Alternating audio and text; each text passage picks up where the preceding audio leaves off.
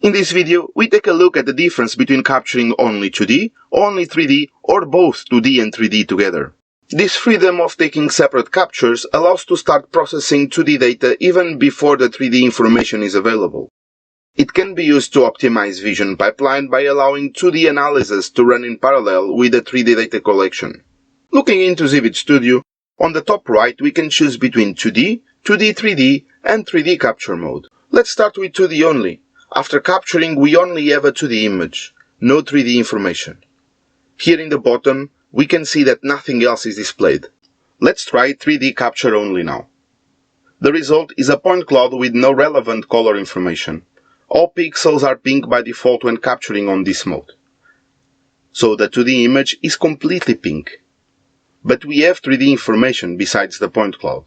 It provides depth map, SNR map, and the normal map. Lastly, capturing 2D and 3D together. We now have relevant color information in our capture.